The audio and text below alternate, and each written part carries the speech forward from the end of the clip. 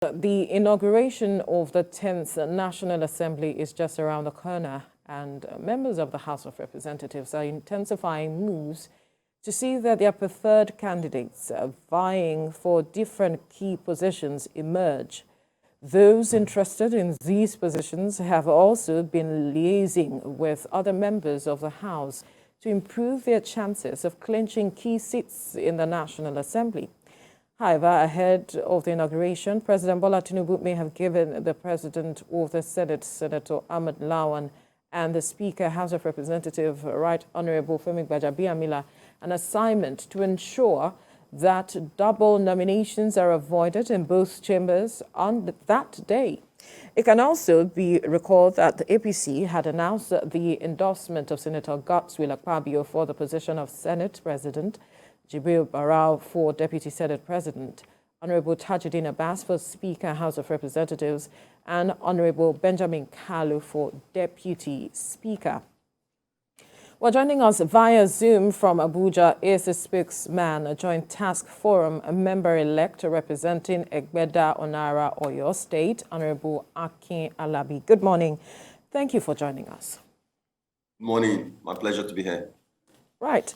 Talk to us about the intrigues and the intensity leading up to the inauguration of the 10th National Assembly. We see some persons still grandstanding, as some would say, but give us an insight into what's happening. Thank you once again. I was on this platform a couple of weeks ago. Yes. And I remember we had the discussion. We talked about consultations, and I said to you that consultation is not a one-day thing. Consultation is something that we'll have till the very last second, because I remember vividly in 2019, there were consultations on the floor, especially for the post of Deputy Speaker. After we concluded the speakership election that produced Right Honorable Femi Gbajabiamila, and we're about to go into the election for the Deputy Speaker, we went behind closed doors to have a quick meeting, and at the end of the day, some candidates stepped down for Honorable Idris Wase, and he was unopposed. So since then, since I came on this platform, there has been a lot of consultations. There have been a lot of meetings.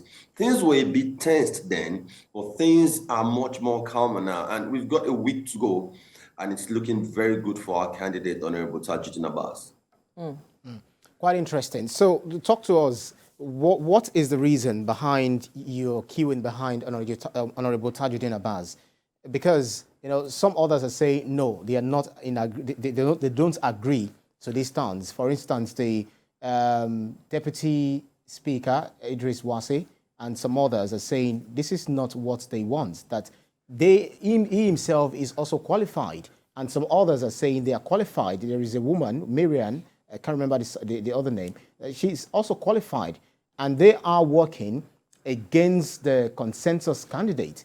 Talk to us about the strength, why you feel Honorable Tajuddin Abbas is best man for the job. There's no doubt that Honorable Idris Wase is qualified to lead the House. I mean, we're talking about someone that was once the Deputy Leader of the House. We're talking about someone that is currently the Deputy Speaker of the House, vastly experienced parliamentarian. So there's no doubt that he's qualified. And there's no doubt that there are so many of us, listen, I said us, I'm including myself. So many of us are qualified to become the Speaker, but only one person can become the Speaker.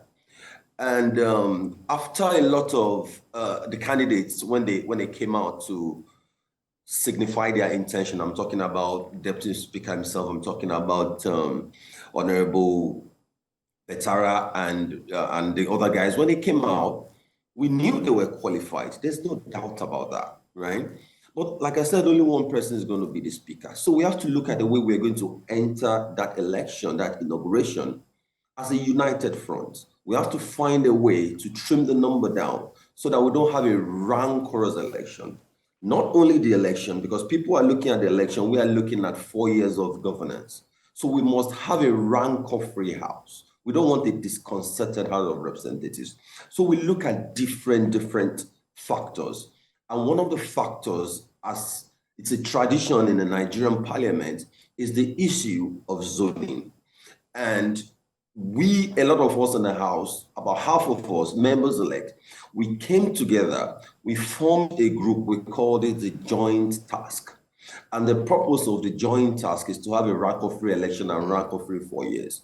And we said that our aim here is to allow the majority party, the party with the highest number of members in the House, to zone to a particular zone or to micro-zone to a state or to an individual. When that happens, out of all the qualified candidates, obviously, when that happens, this group called the Joint Task, we queue behind this candidate. Now, when we talk about zoning, some people will think, oh, no, why don't you look at competence? Of course, we're looking at competence. Both are not mutually exclusive. Zoning and competence, they are two different things. Both can coexist. What we're saying is that once it is zoned to a particular site, all of us will pick a competent person from that side. Or if it's zoned to a particular person, we look at his competence and we back that person. And that was exactly what we did. As an individual, I personally, apart from that it was zoned to Northwest and it was zoned to Honorable Tajuddin Abbas, he is my candidate personally because I see him as a qualified candidate, like some other candidates as well. I mean, this is a man going into his 4th term in the House of Representatives. I'm talking about someone that has chaired so many important committees. He's currently the chairman of the House Committee on Land Transport, which is a very important committee. If you consider that land transport was very important to the past administration, we're talking about a man who we've all heard has the highest number of bills. And this is such a big deal because if you know what it takes to start one bill, to sponsor a bill from day one, to passing it through the second reading, third reading, public hearing, there is a lot of lobbying, a lot of making moves across board. For the president to sign it and it becomes a law, it can take you 2 years, it can take you 3 years. After doing one, you'll be like, oh, I've done a good job. This man has 74 sponsored and 21 already signed into law. So we're talking about a man that understands the parliamentary process from beginning to the end. If you say you don't know Tajuddin Abbas, it means you've not been coming to plenary. So this man's got a PhD, he's highly educated. Doesn't mean because you have a PhD, you be a great speaker, but I'm trying to emphasize that he's highly educated. So there are lots of qualities about this man. So we're backing a quality choice. All right, we need to quickly go on a break. When we return, we'll continue this conversation with you. Do stay with us.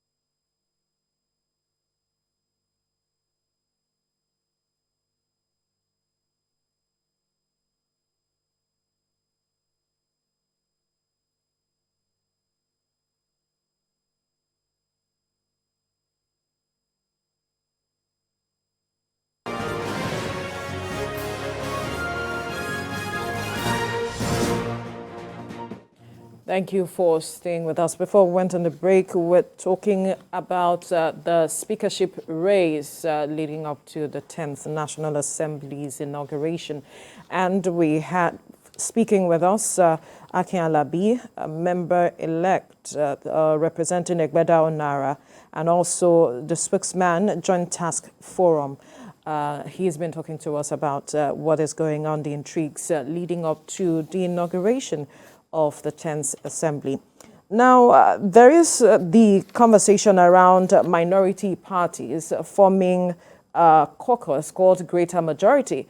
I wonder the kind of interface your task forum is having with this Greater Majority with regards to having a rank-of-free inauguration when it happens? What is the conversation you are having with these persons? Oh, lots of consultations are going on with members of the minority caucus. And besides, we must remember that even the campaign for Tajudeen Abbas Benkalu, that's backed by the Joint Task Group, is made up of a lot of members in the minority caucus. I remember informing you when I was there a couple of weeks ago that the co-chairman of the Joint Task is a PDP member, Honorable Kingsley Chinda from Rivers. Now, the secretary of the Joint Task is Honorable Medaki from the NNPP from Kano State. So the Joint Task is made up of minority members already. But as a body, minority members, we're definitely talking to them, and we're not just talking to the individuals. We're talking to their party leadership. We're talking to their leaders. We visit their governors. We visit their leaders, political leaders, stakeholders in the PDP, in the NNPP, in the Labour Party, even the SDP. We're speaking to them. Every member, every interest, every tendency is going to be carried along in the 10th Assembly, ably led by God's grace by Honorable Tajudeen Abbas. It's quite interesting to see that you've thrown your weight behind Honorable Tajudeen Abbas, whereas your state governor, Governor Seyi Makinde, is supporting, or according to what he said, he has endorsed Debo Ogundoyin as the Speaker of the state's 10th House of Assembly. Why are you at variance with him? No, that's the State House of Assembly, or your State House of Assembly. Oh, and, pardon me. Absolutely. So we're talking about absolutely. That's quite a mix-up. But then, while you were talking about the joint tax, what's it called? The joint tax committee, the one that you are the speaker, yes. I mean, you are the spokesperson. You talked about reaching the grassroots. You know, the reason for the coalition, reaching the grassroots. Is that to say that over the years, the constituents of different lawmakers have not really benefited from the dividends of governance, you know, that representation? What informed that? Well, the main aim of the joint task, it's about the speakership election. And we came together, we said we're going to back whoever the majority party, that's the APC, backs. And after the APC zoned to the Northwest and micro-zoned to Honorable Tajudeen Abbas, Deputy Speaker zoned to the Southeast, micro-zoned to Honorable Benjamin Kalu. So joint task now became the fulcrum of the campaign to make Tajudeen Abbas and Benjamin Kalu the Speaker and Deputy Speaker respectively. So the heart and soul of the joint task is about the inauguration and election that is coming in a week. All right.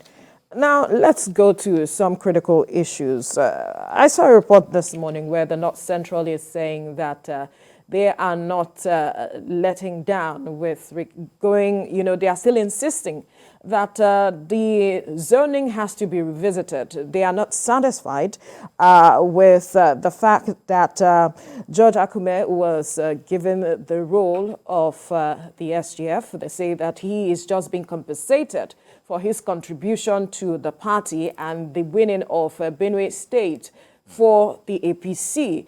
And they are still insistent with regards to they being represented in the leadership of the 10th Assembly. How do you react to this statement coming from the North Central? I think when we were here a couple of weeks ago, the last question, you asked me a tricky question. Yes. You said, going forward, how is the North Central going to be compensated? And I said, that question is above my pay grade. But I stylishly mentioned that there are still other positions, and I briefly mentioned the position of the SGF that it's possible is going to go to the North Central, and that's what we've got. Listen, we will keep appealing to them. We will keep assuaging their feelings. It's 1 week to inauguration, and there's not going to be any changes in the zoning formula. We have to back this. Look, if the speakership had not been given to Northwest, the question you'll be asking me this morning is the Northwest are upset that the largest zone with seven states. They gave us the highest number of votes. That's what you're going to be asking me this morning. How are we going to assuage their feelings? So, but now it's the North Central, and we'll continue to assuage them. We'll continue. We've spoken to the leaders on the North Central. We've spoken to Governor Bello. We've spoken to both the immediate past governors and the new governors. We've spoken to His Excellency George Akume himself, and a lot of members in the joint task are from the North Central as well. So we'll continue to talk to everybody. We don't want to say, oh, we have the numbers so everybody can go. We're not talking to everybody. In fact, we want a situation where on that day, Honorable Tajuddin Abbas will be elected unopposed. So we'll continue to talk to everybody. Because you're in the House, you must have heard about the Coalition of Progressive Speakership Aspirants, the COPSA, which include, just like I mentioned earlier, the Deputy Speaker, Idris Wase, Mokhtar Betara, Sadi Soli, Aminu Jaji, Yusuf Gakdi, and Miriam Onoha, resolving to present a united front, a consensus candidate to challenge your own candidate, Honorable Tajuddin Abbas. So what do you think? How are you having conversations with them so that that challenge will not be carried out? Or are you also scheming to defeat them? What's going on? This is a democracy, and we've all got rights to come out for these positions. They are all fantastic parliamentarians. But like I said, we're only going to have one person, and we've queued behind Honorable Tajuddin Abbas and Honorable Benjamin Kalu. And of course, we'll still continue to speak to this. I want a situation where there's no election on that day so that everybody will unite and say unopposed Honorable Tajuddin Abbas. So until the very last second, we'll continue to talk to them. We'll continue to speak to them to join our train. Of course, we'll continue with our politicking. We'll make sure our house is in order, just the way they will be having their own politicking and calculation as well. But at the end of the day, we want a situation where we don't even have to vote at all. We will continue to talk to them. That's what I said 2 weeks ago. That's what I'm saying now. And that's what I'll tell you on the morning of June 13th. We heard the president was going to speak with some of these persons. There was supposed to be a meeting yesterday with those senators-elect as well as House of Reps-elect as at yesterday. Did that meeting happen, and what were the resolutions reached, if it happened? Well, I think the labor matter, the strike matter that you guys have dedicated a lot of time this morning on is a very important matter in our economy, in our nation today.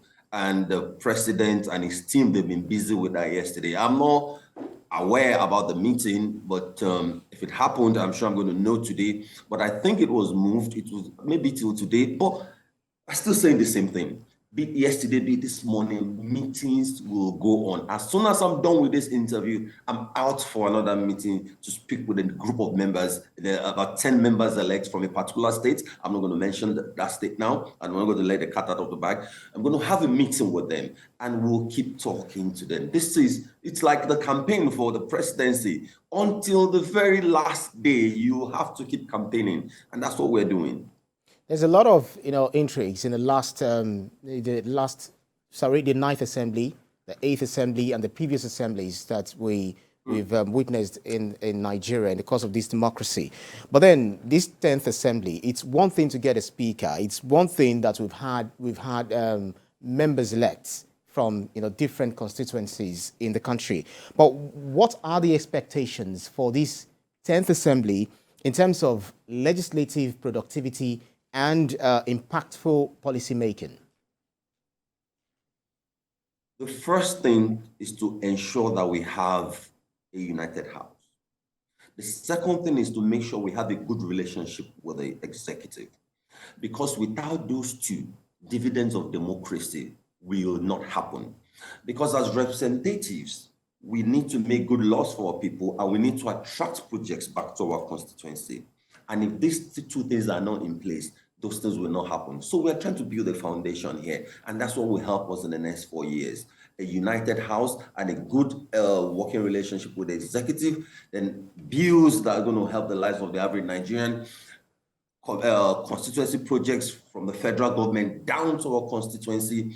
That is the aim of the whole thing we're talking about. But if we don't have a good foundation, which we're trying to lay, which is we're going to finish the foundation next week, Tuesday, then we can't even talk about all that. It's in the interest of all members to bring good dividends of democracy back home. Because without that, you're not going to get re-elected. And you know, a lot of people, they are very aware when it comes to electoral matters. And that's why you keep having, we have a huge turnaround where less than about a quarter of members are returning to the 10th House of Representatives from the 9th. So this is very important to us. We have to build this foundation. Then when we're done on Tuesday, then we'll roll out our plans for the people.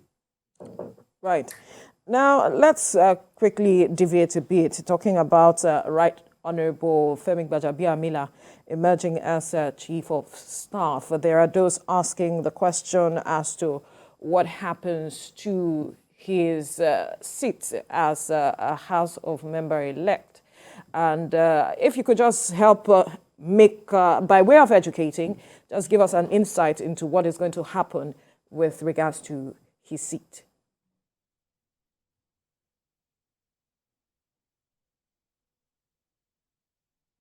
Can you hear me? Hello? Yes, can you hear me? Yeah, I can hear you. Right. I was asking that with the emergence of Right Honorable Femi Gbajabiamila as the Chief of Staff, there are those asking that what happens to his seat as a House of Rep-elect. And so by way of educating our viewers, could you just give us an insight into what is going to happen to his seat? Okay. To the best of my knowledge, his appointment as the Chief of Staff is going to kick off on June 14th. Right. So all things being equal, he's still a member of the current 9th House of Representatives. He's still the Speaker of the House till, I think, Wednesday when we dissolve the House. Then he's still a member-elect of the 10th House of Assembly. So if he's not starting work until June 14th, then everything will go on normally, and he's probably going to get sworn in, I believe. But once he resigns his seat, then there's going to be another election in Surulere 1 federal constituency. All the parties should start gearing up. All the other parties, they're going to have their own primary election, and INEC is going to fix the date in the next 90 days. And there's going to be another election in Surulere 1 federal constituency. And I'm hoping my party, the APC, wins. So in considering going back to the issue of the selection of speaker for the next assembly, what factors would, because there will still be some who might be aloof, all of these intrigues, all of these plans, to scheme for and against, what would you tell them, or what would you say the factors for the voters or members of the National Assembly to consider in choosing that particular speaker? Generally, not as against what you yourself already supported, but then what would you say that they should look forward to seeing before they make this decision? There are many factors to consider, to be honest with you. And like I said earlier, all the candidates that came out, they're all capable, right? They're all quality parliamentarians, but we're only going to have one speaker. That's one. And if we don't go as a united front, we're going to have a disconcerted house. We're going to have a rancorous National Assembly. And everybody must consider that that's very important. And the majority of us, more than half of us, said it's important that let the party with the majority, let them decide who they are backing. And that has happened. And a lot of us are queuing behind that candidate. And this man he's a man that's got friends across board. I mean, he's a man with a cool mien. He's a man that is accepted on all corners. Well, a lot of people thought it was Yoruba, right? Because of his name, and he's got no beef with anybody. He's got no fight with anybody. He's got friends across board. He does his work. He's a great parliamentarian. Interestingly, is the least closest to the current speaker, Femi Gbajabiamila, out of all the candidates. So it's not even about I know who or I don't know who. It's the least closest to the powers that be. So we all just came around and said, this is a quality man. Let's get it. Not the rest of you are quality as well, but we can only have one speaker. And we're queuing behind Honorable Tajuddin Abbas and Honorable Benjamin Kalu. And we need to go into that election as a united front. I keep saying it is very, very important. A rancorous National Assembly is not going to pay anybody at all. As much as this matter of having a united front is very important and that consultations are still ongoing, would like to know what the plans are with persons like Deputy Speaker Idris Wase, because he is insistent that it is his turn. And he also feels like he was had done by with the Speaker, Right Honorable Femi Gbajabiamila, not supporting him. Now, so the matter is beyond the fact that the party came together. He is hurt. What is the conversation? How are we looking to pacify him such that, what is the conversation that your joint task forum has been having with him? What is he saying? And how is the party looking to really bring him on board the party's decision with regards to Tajuddin Abbas? This is similar to the last question you asked me about what are we going to do for the next North Central. This is similar to the question. Right. Well, I don't have all the answers on how Honorable Wase is going to be pacified.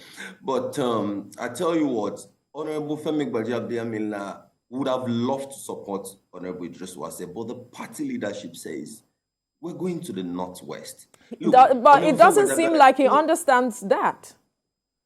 Yeah, well, I'm coming. Honorable Femi Gbajabiamila, when he met with all the members, because there were consultations, contrary to what a lot of people believe, he spoke to all the members. He said, look, Tajuddin Abbas, you are here, right? You want to be the speaker, but if the party doesn't zone into the Northwest or to you, I'm not going to back you. But if they zone into you, I'm going to back you. He said the same thing to the Deputy Speaker, Honorable Wase. So his hands are tied. He can't support Honorable Wase because his leaders on the party have said, this is the way we are going. And we expect every member to toe that line, including the Deputy Speaker himself. But I plead with the Deputy Speaker. The leadership is pleading with the Deputy Speaker. The President has spoken to, when he was the President-elect, he spoke to Honorable Wase. Now that he's President, he's spoken to him, and I'm sure there's still going to be more consultations. What they are going to tell him, what the President is going to promise him or tell him is above my pay grade. But let's leave it as that. Anyway, Honorable Akinlabi, there are actually two elephants in the room that I want you to, probably speak to and define for us. First is, there is a consensus. You all looks like in the majority, you're in the majority supporting Honorable Tajuddin Abbas, and that has got a lot of Nigerians talking, those who are speculating and quite much interested in the affairs of the National Assembly. Is that to say, we'll be looking forward to receiving a rubber stamp National Assembly? Is that what is looking? That's the first elephant. What's the second elephant? The second elephant is the fact that, no, we'll go there, answer this first, and then we'll bring in the second elephant. Well, there's this belief, there's this narrative that's been accepted that the effective National Assembly is the one that is always fighting the executive. We believe that, as my friend and incoming Deputy Speaker by the special grace of God, Ben Kalu, said, we seem to think that the size of the boxing glove of the legislature is what will make the legislature work. No, it's actually the good relationship between both arms of government that's going to make it work. There's nothing like rubber stamp. If you look at the acts, like the Petroleum Industry Act, the Electoral Act, that we've been able to achieve in the Ninth Assembly, that so many assemblies that they think is strong, that they were strong, have not been able to achieve, then you understand that it's a close working relationship that matters. There's nothing like rubber stamp. If you look at our bills and motions and our oversight and our committee meetings, you think that the ninth leadership is in the opposition. The way we constantly attack is not. The executive is made up of a lot of arms, a lot of segments. At the committee level, there's a lot of fights, there's a lot of pushback, there's a lot of disagreement about the budget, about the allocation, about the appropriation. And it happens all the time. So it's a very unfair assessment to talk about this rubber stamp. But I think the fault is with us because we don't even educate the public enough about what we do. So there's not going to be anything called rubber stamp in the at the 10th Assembly. There wasn't in the 9th Assembly. There's not going to be anything like that in the 10th Assembly, I can assure you. So the second elephant is the fact that, the parliamentary, that we should go back to a parliamentary system of government, especially either scrap the Senate or the House of Representatives, because of the monies that go into it. We just talked about the fuel subsidy of a thing. We talked about so many things, cutting the cost of governance. So, and the amount of money that, go into the National Assembly, where would you stand? Because we spend a lot of money on you. Would you rather that you go part-time or the full-time as against the full-time that's in existence? Firstly, if we want to reduce the cost of governance, which is important, of course, but it's got to be across board from the legislature to the executive to state levels. What I don't like is a situation where we scapegoat the National Assembly. Oh, let's talk about cost reduction. Why not? It's for the good of everybody. So let's talk about it across board. I personally don't mind at all, right? Then if you look at the budget of the National Assembly, what a lot of people fail to realize is that the budget of the National Assembly is not just the members. The majority of this budget is to cater for the salaries, the allowances, leave bonuses, and the pensions of our brothers, sisters, uncles, and mothers that work in National Assembly Service Commission. So it's very unfair to just put the blame on the lawmakers. Well, if we talk about cost reduction, please, why not? About the system of government, there's no perfect system of government, to be honest, I tell you. Parliamentary is beautiful. I love it. I love the British style parliamentary. And I also love the presidential style of governance. Should we have the unicameral legislation or bicameral legislation? If you talk about, you want to go for unicameral, then you talk about the structure. Are we going to structure it the way the Senate equal representation, or we're going to structure it like the House of Reps, population by constituency? So those are the conversations we need to have, not just to make headlines and say, this is what we do. We need to come down and really talk governance and how we really want to move forward as a people. All right. One quick question that I would need your reaction to in a matter of seconds is that Ohaneze says that zoning the Deputy Speaker position to the Southeast is disgusting. In about 2 seconds, 20 seconds rather, let's get your reaction to that. Zoning it to Southeast is what? Disgusting. It's disgusting. Yes. Wow. Well, what do you expect me to say to that? They have the right. They are entitled to their opinion and their positions. We have a multicultural society, different tribes, different religion. So we're going to have the leaders of different zones asking for different things in governance. So it's pretty normal. We don't want a docile segment of the country. So I appreciate what they said, and everything will be looked at as we move forward. We can't get to the destination line in one day. It's a journey. We'll keep doing it and we'll keep surging. Obviously, the Southeast is very important to Nigeria in all aspects of things. They carry that along, I assure you, especially this new administration led by President Tinubu. I'm sure everybody's going to be happy. All right, and this will be a fine place to leave the conversation this morning. We must thank you, Honorable Akin Alabi, spokesman, Joint Task Forum, a member-elect representing Egbeda Onara, Oyo State. Thank you for your time. Thank you. Thank you.